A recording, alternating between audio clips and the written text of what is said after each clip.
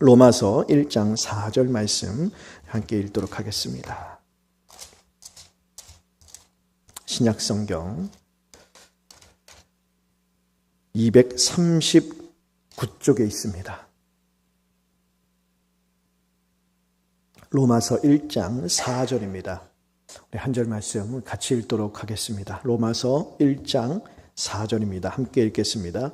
성결의 영으로는 죽은 자들 가운데서 부활하사 능력으로 하나님의 아들로 선포되셨으니 곧 우리 주 예수 그리스도시니라. 아멘.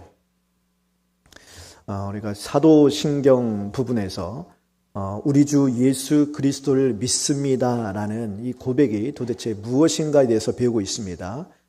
하이델베르크 교리문답의 큰 과정 가운데 우리의 믿는 바, 우리의 신앙의 고백, 우리가 사도신경을 함께 고백하자 할 때 우리의 신앙을 함께 고백하자고 제가 이야기하잖아요. 우리의 신앙의 고백이라는 것이죠. 우리가 이렇게 믿는다는 신앙의 고백이잖아요. 그 가운데 우리가 성부 하나님, 전능하사 천지를 만드신 하나님을 믿사오며라는 고백이 무엇인지에 대해 배웠고, 이제 우리 주 예수 그리스도, 우리 주 그의 외아들, 그 아들 우리 주, 그 아들 우리 주 예수 그리스도, 네 가지 칭호가 나오죠. 예수님에 대해서. 그 가운데 우리가 예수 그리스도에 대해서 지난번 시간에 배웠어요. 그리고 오늘은 그 외아들 우리 주, 외아들, 다른 말로 독생자죠. 그리고 주라는 호칭이 무엇인지, 우리가 그 외아들 우리 주를 믿는다는 고백은 도대체 무엇인지에 대해서 이 시간 33문과 34문을 통하여 살펴보도록 하겠습니다. 먼저 33문 한번 보실까요? 우리 역시 하나님의 자녀인데 그분을 왜 하나님의 독생자라 부릅니까? 답을 한번 읽어보겠습니다. 시작. 왜냐하면 오직 그리스도만 본질로 하나님의 영원한 아들이시기 때문입니다. 우리는 그리스도로 말미암아 은혜로 입양된 하나님의 자녀입니다. 자, 왜 예수님을 독생자라 부르냐는 거예요. 독생자는 다른 말로 외아들이죠. 자, 우리도 예수님을 믿어 하나님의 자녀가 되었잖아요. 그럼 우리도 하나님의 자녀예요. 그러니까 이 시간에는 그냥 아들, 딸, 그냥 아들, 딸을 이렇게 좀 구분해서 아들만 선호하는 그게 아니라 성별을 이렇게 차별하는 그런 게 아니에요. 그냥 아들이라고 그냥 지칭할게요. 자녀, 동격으로 이해하시면 돼요. 자, 하나님의 자녀, 아들. 우리도 하나님의 자녀가 되었어요. 하나님의 아들이 되었어요. 그런데 왜 예수님만 그의 외아들, 독생자라 부르냐는 거예요. 그럼 우리는 하나님의 자녀가 된 게 좀 완전하지 않다는 건가요? 부족하다는 건가요? 구별하고 차별하시고 등급이 있다는 것일까요? 왜 예수님만 독생자, 외아들이라 부르냐 하는 거예요. 이 하나님의 독생자, 외아들, 독생자는 뜻은요, 어떤 뜻이 있느냐? 낳으셨다라는 뜻이 포함되어 있습니다. 즉, 예수님이 하나님의 독생자다라는 말은요, 하나님께서 예수님을 낳으셨다라는 뜻이에요. 독생자는, 즉, 외아들은 하나님이 낳으신 분이란 뜻이에요. 자, 그런데 이것이 참 오해의 소지가 많습니다. 이 말이 그래서 초대교회 역사, 지금도 마찬가지예요. 하나님이 예수님을 낳으셨다라고 표현을 하니까 혹 이것이 어떻게 와닿냐. 자, 낳았다라는 것은 잘 생각해 보세요. 예수님, 하나님의 아들을, 예수님을 낳으셨어요. 그러면 예수님을 낳기 전에는요, 예수님이 존재해요? 존재하지 않아요? 존재하지 않는 거예요. 그러니 성부 하나님, 자, 우리가 삼위일체 하나님, 성부, 성자, 성령이 삼위의 하나님인 걸 믿는다고 하더라도 하나님께서 예수님을 낳으셨다면 이 성부, 성자, 성령 삼위의 하나님이 함께 계시지 않고 성부 하나님만 존재하던 때가 있었다라는 게 되는 거예요. 자, 좀 어려워집니다. 잘 생각해 보세요. 영원 전으로 거슬러 올라갈게요. 우리가 살아가는 이 시간과 공간이 있기 전, 태초에 천지를 창조하시기 전, 그 태초, 영원 전이라는 시간도 아니죠. 영원, 하나님의 시간이 영원에 하나님이 혼자로 계셨어요. 그러다가 어느 순간 하나님이 그의 아들 예수 그리스도를 낳으셨어요. 그래서 하나님과 예수님이 같이 계셨어요. 하나님이 쭉 계시다가 어느 순간 예수님이 나와서 두 분이 쭉 계시다가 하나님과 예수님에게서 성령이 나오셔서 쭉쭉쭉. 그러니까 그 이후로부터는 삼위 하나님이 계시는 거예요. 그러면 성부, 성자, 성령 중 누가 제일 위대하시는 거예요? 성부. 왜요? 가장 먼저 계셨기 때문에.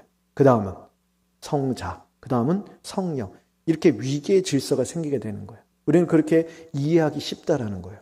이 말 자체가 그러한 우리로 하여금 그렇게 생각하도록 하는 오해의 여지가 너무 많다라는 것이죠. 그래서 실제로 초대교회, 즉 예수님이 승천하시고 예수님의 제자들, 그 예수님의 12제자, 또 수많은 제자들이 있었죠. 그 제자들의 제자들, 그러니까 예수님의 12제자를 통하여 초대교회가 시작됐잖아요. 그리고 막 초대교회가 여기저기로 막 복음이 선포되면서 여기저기 다 디아스포라가 생기면서 여기저기 주의 그 교회들이 막 확산되잖아요. 로마 시대에. 그러면 예수님의 제자들이 막 퍼져서 초대교회가 막 시작되는 그때에 이 말 때문에, 이 낳으셨다라는 것 때문에 어떠한 큰 이단이 성행을 하게 되는데, 대표적인 이단이 아리우스라는 이단이에요. 4세기에 그들이 뭐라고 주장했느냐. 봐라, 성경에서 예수님은 하나님이 낳으신 분이라던다. 그러니 예수님은 하나님과는 다르다. 예수님이 하나님이 맞긴 맞는데 영원하신 하나님은 아니다는 거예요. 그렇죠? 왜요? 하나님은, 성부 하나님이 영원 전부터 계셨고 예수님은요, 어느 순간 만들어진 피조물이라는 거예요. 왜요? 하나님이 낳으셨잖아요. 낳으셨기 때문에 뭐냐면은 피조된 피조물이라는 거예요. 천사와 이 저 세상에 있는, 세상에 영원 저 하늘에 있는 어떤 천사 같은 피조물들처럼 하나님이 예수님을 만드셨다는 거예요. 뭐 하나님이 예수님을 낳았다고 해서 우리가 인간이 아기를 태어나는 게 그런 출산의 과정이 아닐 거 아니겠어요. 그러니까 하나님께서 말씀으로 천지를 창조하시듯 예수 그리스도를 만드셨다. 그러니 예수님도 피조물이다. 우리와 똑같은 피조물일 뿐이다. 그래서 예수님의 그러한 신성, 하나님, 예수님은 참 하나님이라는 사실을 부정해버리는 거예요. 그러면서 예수님도 피조물일 뿐인데 이 모든 피조물들 중에 최고로 으뜸이기 때문에 인정받아서 하나님과 동등한 지위를 누리도록 하나님이 영광스럽게 높여주셨을 뿐이라고 이야기한 이단들이 있었어요. 그런데요, 이것이 초대교회뿐만이 아니에요. 초대교회가 아니라 그 이후에 이 교회의 역사에 계속 이런 이단들이 있어왔고 지금도 있습니다. 많아요. 비슷한 것들이. 대표적인 것이 여호와의 증인이죠. 여호와의 증인에서도 예수님을요, 하나님으로 믿지 않아요. 영원하신 우리가 믿는 성부 하나님과 동일한 하나님으로 믿지 않습니다. 하나님이긴 하나님인데 어떤 하나님이냐? 피조된 하나님. 아까 똑같지요? 초대교회 그 이단과 하나님께서 낳으신 분. 그래서 예수님은 존재하지 않았던 적이 있어요, 없어요? 여호와의 증인에 따르면. 예수님은 존재하지 않으셨던 시점이 있다, 없다? 있다. 왜요? 하나님이 만드셨기 때문에. 그럼 그 만들기 전에는요, 예수님이 안 계셨던 거예요. 그러니 하나님과 예수님은 동일하다, 동일하지 않다? 동일하지 않다라는 거예요. 그래서 아까 그 초대교회의 그 아리우스라는 이단이 무슨 이야기를 했냐면, 좀 어려운 말 좀 쓸게요. 하나님과 예수님은 동일 본질이 아니라고 그랬어요. 똑같은 분이 아니다. 유사한 본질이다. 비슷한 본질이라는 거예요. 비슷하다는. 왜? 하나님께로부터 나왔기 때문에 비슷해요. 그리고 피조물 중에 가장 완벽하고 가장 하나님의 흡족한 피조물이기 때문에 하나님이 그를 인정해서 높이셨어요. 비슷하단 말이에요. 하지만 똑같다, 안 똑같다? 안 똑같다. 동일하지 않고 유사하다는 표현을 쓰는 거예요. 근데 여호와의 증인이 똑같은 논리를 펴는 것이죠. 그래서 예수님은 하나님이 낳으신 피조물 중에 제일 으뜸이에요. 어떻게 으뜸이 됐냐? 얼마나 하나님의 마음을 흡족하게 해드렸냐? 십자가에 자기 생명을 내어놓기까지 복종했다라는 거예요. 그런 아름다운 복종이 없다라는 거예요. 피조세계. 그래서 하나님이 그 예수 그리스도를 십자가에 그렇게 죽을 때 완전하게 인정을 했다라는 거예요. 나의 아들이다.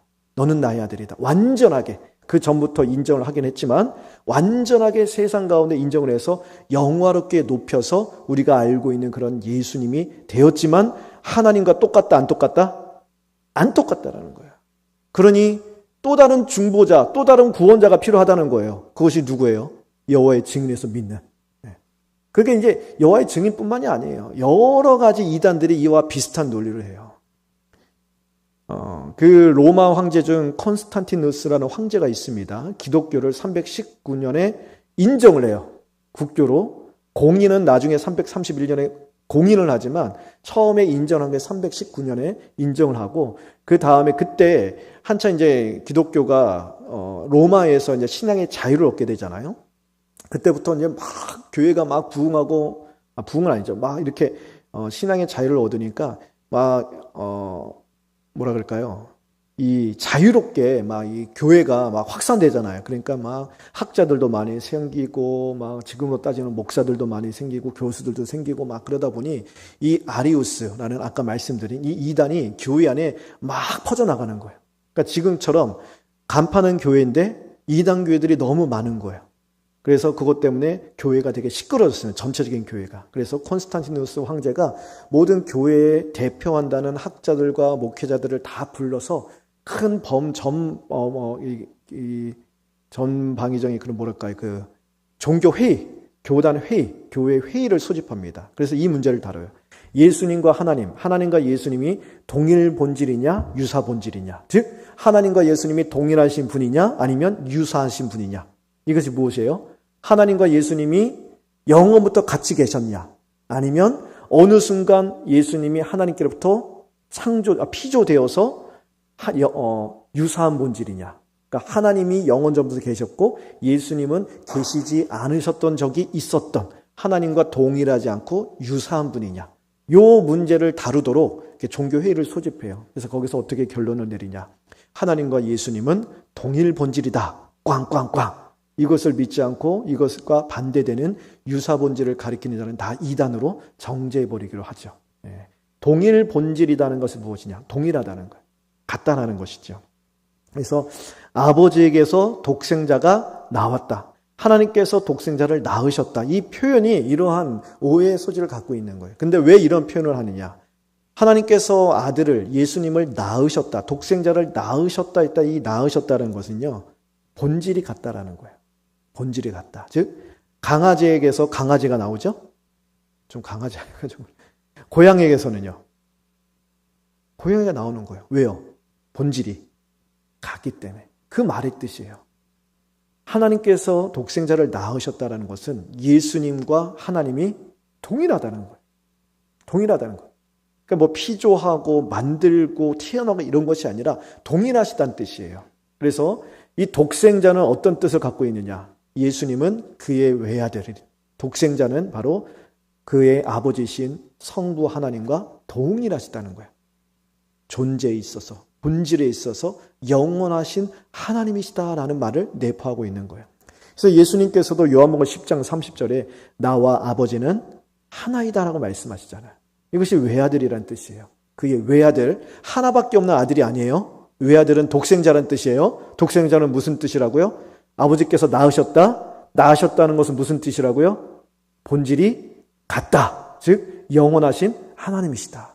그러니까 우리가 나는 그 외아들 믿습니다. 나는 독생자를 믿습니다. 했을 때 그 독생자를 믿는다는 고백은 무엇이라고요? 나는 예수님이 영원하신 하나님이심을 믿습니다. 라는 고백이라는 거예요.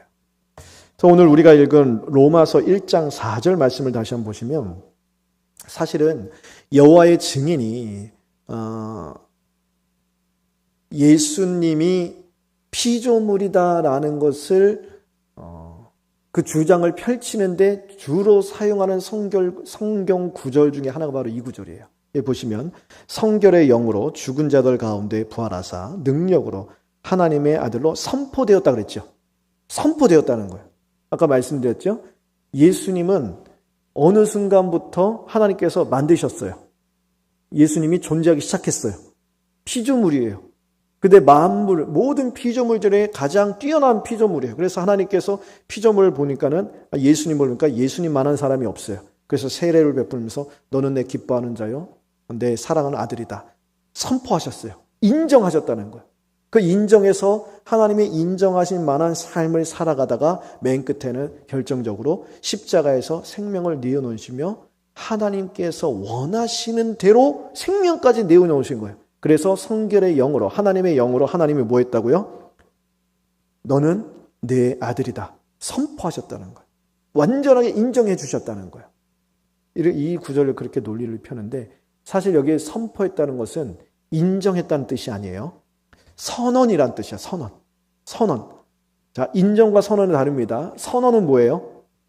이전에 있었던 것을 그대로 다시 선언하는 거예요. 이 선언한, 이 선포되었다는 뜻이 이 말이 또 언제 사용되느냐? 예수님께서 공생애를 시작하시기 전에 세례요한에게 세례 받으시죠. 그때 하늘에서 큰 소리가 나오죠. 하나님께서 예수님께 이는 내 사랑하는 자요, 내 사랑하는 아들이요, 내 기뻐하는 자라. 선언하신 거예요. 똑같은 말이에요. 그리고 십자가에서 하나님께서 선언하셨어요. 어떻게 해요? 하늘의 커튼을 다 가리면서 최고로 해가 중청에 떴을 때 하나님 온 땅 가운데 어둠이 임하면서 하나님이 어찌하여 나를 버리셨나이까? 하나님 버리셨다는 거예요. 독생자 하나님의 그 영원하신 하나님께서 이 앞에 배운 예수기 때문에 우리 자기 백성을 그들의 죄에서 구원하시기 위해서 이 땅에 오신 예수이시기 때문에 십자가에서 죽으셔야만 하는 거예요. 그 아버지의 뜻에 순종하셔야만 되는 거예요. 그리고 그것으로 끝이 아니었어요. 부활로 말미암아 이는 내 사랑하는 자, 내 사랑하는 아들은 내 기뻐하는 자다. 나의 아들이다. 선언하시는 거예요. 이렇게 예수님의 사역 좀 중요한 시점 때마다 하나님께서 예수 그리스도가 하나님의 아들이심을 선언하시는 거예요. 인정이 아니에요. 선언인 것이죠. 다시 한번 그 외아들이라는 것은 독생자죠. 독생자는 것은 하나님께서 낳으신 분이라는 뜻이에요. 낳으셨다는 것은 창조되었다가 아니라 동일한 본질을 갖고 있다는 뜻이에요. 즉 영원하신 살아계신 하나님이시다라는 뜻입니다. 그렇다면 33문으로 돌아가서 거기 보시면 우리는 그리스도로 말미암아 은혜로 입양된 하나님의 자녀입니다. 자, 그럼 예수님이 하나님의 아들, 그럼 우리도 예수님을 믿어 하나님의 자녀가 되잖아요. 그렇죠? 그럼 우리는 무엇인가? 33문의 그 두 번째 보면 우리는 그리스도로 말미암아 은혜로 입양된 하나님의 자녀라는 거예요. 입양이란 말이 사실 이제 우리나라에서는 좀 좋은 어감으로 들리진 않아요. 약간 이 입양이라는 것이 인식 자체가 지금은 좀 많이 달라졌지만 예전에는 더 그랬죠. 좋지 않은 인식이지만 사실 입양된 자녀도 친자녀와 똑같은 자녀로서의 권리를 갖습니다. 법적으로서 자녀의 모든 권리를 받고요. 상속도 다 받아요. 동일해요. 그런데 차이가 나죠. 본질적으로 차이가 나죠. 그렇죠? 법적으로는 똑같아요. 본질적으로는요. 친아들이 아닌 거예요. 본질적으로. 우리가 그렇다라는 거예요. 자, 예수 그리스도를 믿어 하나님의 자녀가 되었어요. 그러면은 하나님의 자녀로 입양됐다는 것이죠. 그러면 예수 그리스도께서 하나님의 독생자로 누리시는 모든 권리와 하늘의 모든 유업을 우리가 또 동일하게 누린다는 거예요.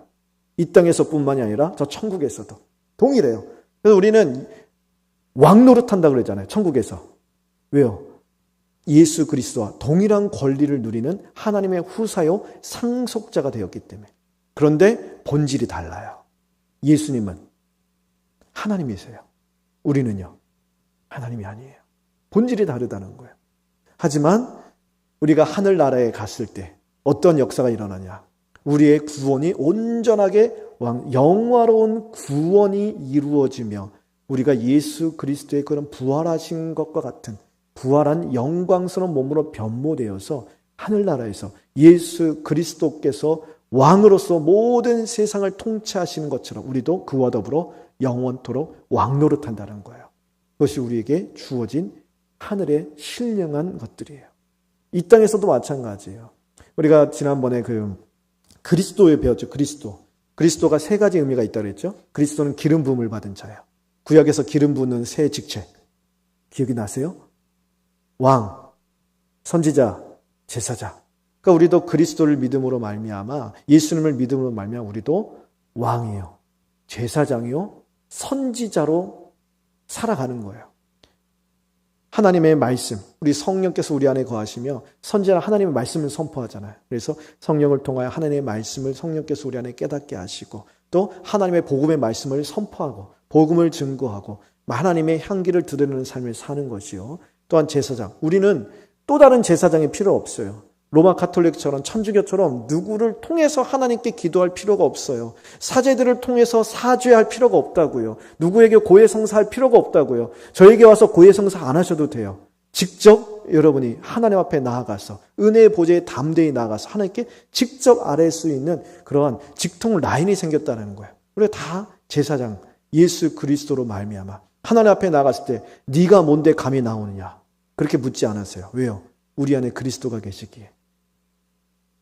그리스도 이름으로 말미암아 언제든지 담대히 하나님 앞에 나갔을 때 하나님 우리를 모른다 하지 아니하시고 네가 무슨 자격을 따지거나 묻지 않으신다는 거예요.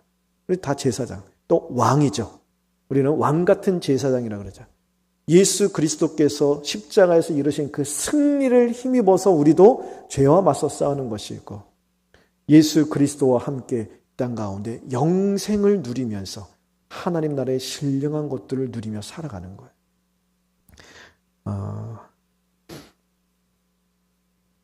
시간이 많이 지나요. 넘어가겠습니다. 34문. 당신은 왜 그분을 우리 주라 부릅니까? 답을 같이 한번 읽어보겠습니다. 시작. 왜냐하면 그분이 금이나 은이 아니라 그의 보혈로서 우리의 몸과 영혼을 우리의 모든 죄로부터 구속하셨고 우리를 마귀의 모든 권세에서 해방하여 주의 것으로 삼으셨기 때문입니다. 자, 마지막으로 주죠. 그 외아들 우리 주 예수 그리스도예요. 외아들 배웠죠? 예수 그리스도 배웠죠? 마지막 주에 대해서 배우는데 사실 이 주에 대한 고백 때문에 초대교회 성도들이 그토록 많은 그리고 처참한 핍박과 박해를 당했던 것입니다. 로마 시대에 초대교회 성도들에게 와서 그 로마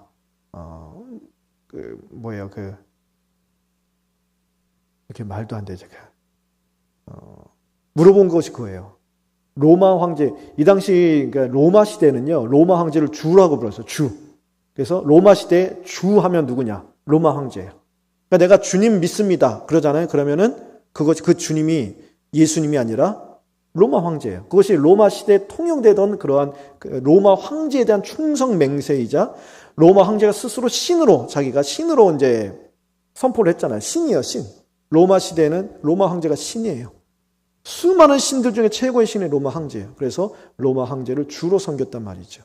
그런데 초대교회 성도들은요. 그들에게 있어서 주는 누구예요? 오직 예수 그리스도예요. 그래서 두 주인을 섬길 수가 없는 거예요. 그래서 로마 황제를 향하여 주라고 고백을 하지 않았던 거예요. 그것 때문에 핍박을 받았어요. 그래서 그것 때문에 잡혀오는 거예요. 그래서 물어봅니다. 지금이라도 당장 로마 황제를 주라고 고백해라. 그럼 풀어주겠다. 물론 이제 그렇게 한 사람도 있었겠죠. 하지만 수많은 성도들이 그것을 거절하는 거예요. 로마 황제를 향하여 주라고 한 번 말하기를 거절한 것으로 말미암아 그들의 모든 삶의 터전을 다 빼앗기고 다 성장의 이슬처럼 사라져간 것이죠. 그 초대교회 그 지도자 중에 폴리갑이라는 사람이 있어요. 유명한 일화인데 초대교회 지도자, 지금으로 말하면 어느 교회가 아니 단순한 교회가 아니라 어느 한 지역 오늘 교회를 목회하다가 그 어떠한 지역의 대표적인 그런 어떠한 목사님 한 분 계셨는데 이분에게 와서 이제 로마 그 군사들이 또 이제 똑같이 묻는 것이죠. 로마 황제를 주로 고백하라. 한 번만 고백하면 신앙의 자유를 주겠다. 이후엔 네가 무엇을 해도 간섭 안 하고 어떤 것을 하더라도 잡아가지 않고 자유롭게 해주겠다. 그러니 로마 황제를 주라고 한 번만 고백하라고. 그러면은 나중에는 어떤 황제 때는 무엇을 쓰냐? 증서를 써줘요. 증서. 어떤 증서냐? 내가 로마 황제를 주로 고백했다는 증서를 써줘요. 그러면 어디를 가든지 그것만 보여주면 돼요. 그러면 자유롭게 목회하고 자유롭게 신앙생활하고 그 증서만 갖고 있으면은 신앙의 자유를 누리는 거예요. 좋을 것 같지 않아요? 그럼 한 번만 내 양심은 그냥 주님, 나는 내 주님은 예수님밖에 없으니 그냥 입으로 그냥 시인하는 척하는 그런 사람들도 있었을 거예요. 그 증서만 받고 있으면 자유롭게 신앙생활할 수 있어요. 그 정도로 아주 이 초대교회 성도들을 유혹하고 또 핍박을 했다는 것이죠. 근데 그 폴리갑이 그렇게 말을 했습니다. 예수님께서 나를 한 번도 실망시키신 적 없는데 내가 어찌 나의 주님을 배반할 수 있으리요 하고 그 고백 때문에 화형을 당하고 순교를 했죠. 이 폴리갑뿐만이 아니에요. 초대교회 성도들은 두 주를 섬기기를 거부했기 때문에 오직 예수 그리스도만 나의 주님이란 고백 때문에 그렇게 박해를 당하고 순교를 당했던 것입니다. 주라는 이 고백이 그만큼 우리에게 중요하다는 거예요.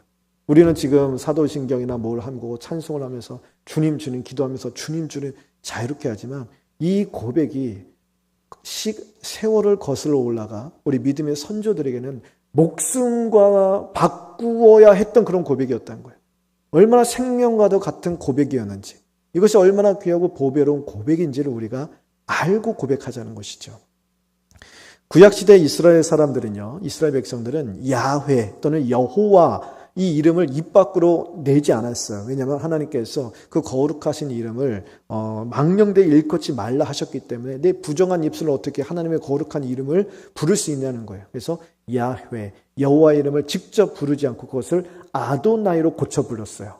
아도나이는 뭐냐? 나의 주란 뜻이에요. 그러므로 우리가 주, 예수님을 나의 주라고 고백하는 것은 이 구약시대의 아도나이와 동일한 고백이에요. 여호와 하나님으로 고백하는 거예요. 예수님이 나의 여호와 하나님이시다는 고백이에요. 여호와 하나님, 성부 하나님의 이름뿐만이 아니에요. 성삼위 하나님의 이름을 다 총칭하는 거예요. 이 주란 고백이 얼마나 참 대단한 고백이냐. 우리가 그 고난주간에도 묵상했는데 요한복음 18장에 보면 예수님이 겟세마네 동산에 잡히시잖아요. 사람들이 잡히실 때 너희가 누구를 찾느냐? 나사렛 예수를 찾는다. 내가 그로다 했을 때 예수님을 잡으러 온 사람이 다 뒤로 물러갔잖아요. 엎어졌잖아요, 땅에. 그만큼 그때 내가 그로다. 그게 출애굽기 3장에서 불타는 떨기나무에서 하나님께서 모세를 부르실 때 나는 스스로 있는 자이다. 그 고백과 동일한, 그 말씀과 동일한 말씀이라고 제가 말씀드렸잖아요. 내가 그로다. 이것이 바로 야훼예요. 야훼. 여호와. 또 이스라엘 백성들이 부르는 아도나이. 오늘 우리가 배우는 주예요. 주.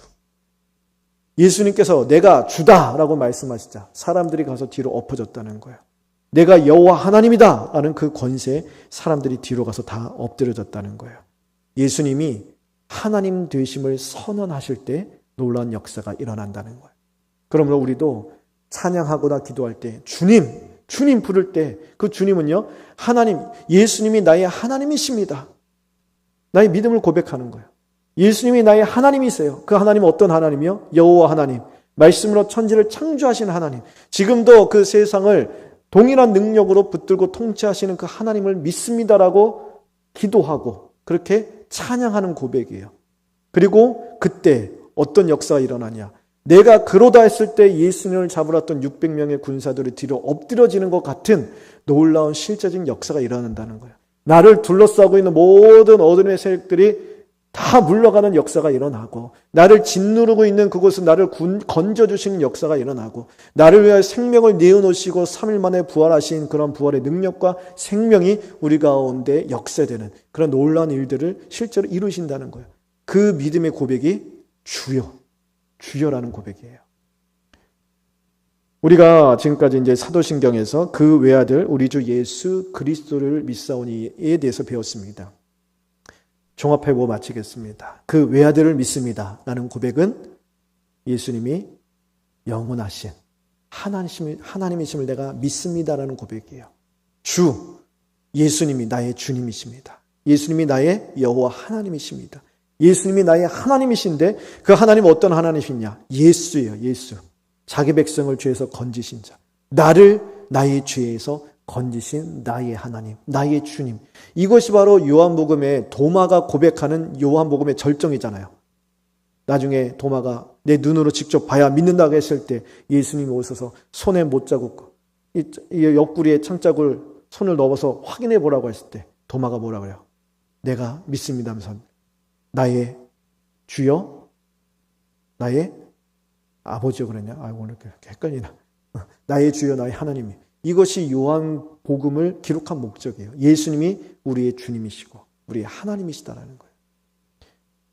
그래서 나는 나의 주여 나의 하나님이신 예수 그리스도 이 한 주만 섬깁니다. 이 고백이 여기 들어가 있는 것이요. 또한 그리스도시다. 예수님께서 나의 왕이시여, 나의 선지자요, 나의 제사장으로 오신 것을 내가 믿습니다라고 고백하는 것입니다. 성경은 이 주의 의미를 알고 믿고 고백할 때 구원에 이른다라고, 구원을 얻는다라고 분명히 가르치죠. 사도행전 2장 21절 말씀에 누구든지 주의 이름을 부르는 자는 구원을 받으리라. 주의 이름이에요. 우리가 배운 주지요. 왜 주의 이름을 부르면 구원을 받습니까? 예수님이 하나님이시기 때문에. 영원하신 하나님, 여호와 하나님, 야훼 하나님이시기 때문에 주의 이름을 부를 때 십자가에서 우리의 죄를 짊어지시고 하나님의 진노를 받으시고 죽으시고 3일 만에 부활하신 예수님의 그 권세, 부활의 능력이 실제로 임하여서 우리를 죄와 사망 가운데 건지고 영원한 하나님 나라에 들어가게 하는 생명의 역사가 일어난다는 거예요. 그래서 구원을 받는다는 거예요. 초대교회 신자들이 우리 주라고 부를 때 그들은요, 그분이 나를 구원하셨고 그분이 나를 그분의 소유로 삼으셨다라고 고백하는 것입니다. 그래서 로마서 14장 8절 말씀처럼 우리는 살아도 주를 위하여 살고 죽어도 주를 위하여 죽나니 그러므로 사나 죽으나 우리가 주의 것이로다. 이런 고백을 하는 것과 마찬가지로 초대교회 성도는 이 고백으로 주라고 고백했어요. 우리는 어떤 의미로 찬양하고 기도하고 하나님 앞에 나아가 예배할 때 주님 주님 부르고 있습니까? 우리가 주님 주여라고 부르고 고백하는 그 주라는 고백에 이런 의미가 다 담겨져 있다는 거예요. 내가 살아도 주를 위하여 살고 죽어도 주를 위하여 죽겠나이다. 이 고백이 여기에 들어갔다는 거예요. 엄청난 고백이죠. 목사님 말씀을 듣고 보니 내가 앞으로 주여 못하겠습니다. 이게 아니라 여러분 너무 표정이 무거우셔갖고 이 고백이 우리가 주님을 예수님을 주라고 고백하는 것이 얼마나 참 위대한 고백이자 또는 무거운 고백이자 또한 엄청난 우리의 신앙의 고백이라는 거예요. 근데 주님은 이런 고백을 하는 자들에게 순종을 요구하세요. 마지막으로 누가복음 6장 46절 한번 보실까요? 같이 한번 읽어보겠습니다. 시작. 너희는 나를 불러 주여 주여 하면서도 어찌하여 내가 말하는 것을 행하지 아니하느냐. 주라고 부르며 왜 너희는 나에게 순종하지 아니하느냐 말씀하시죠. 우리에게 주시는 도전의 말씀이죠. 예수님을 주라고 부르면서 그 말씀에 순종하지 아니하면 예수님과 상관이 없다는 거예요. 주여 주여 말로만 부르는 것이 아니라 우리가 주님의 말씀에 순종하고 주의 뜻을 따라 살아가야 예수님을 주라고 고백하는 자의 합당한 그런 삶을 사는 것이 된다는 것이죠. 참된 믿음은 순종의 열매를 맺습니다. 믿음과 순종은 동전의 양면과 같아요. 믿음은 순종이 따라와요. 순종을 보니 믿음이 증거되고 믿음이 확증되는 거예요. 말과 고백만 하는 것이 아니요 우리 삶으로 예수 그리스도를 주로 인정하는 삶을 살아가는 저희 모두가 되었으면 좋겠습니다. 그래서 견고한 신앙 고백에 있어서 오직 주님을 나의 구주로 모시고 살아가는 그런 삶의 합당한 열매를 맺어 하나님이 우리에게 약속하신 수많은 은혜와 복을 누리며 살아가는 저희 모두가 되기를 바랍니다.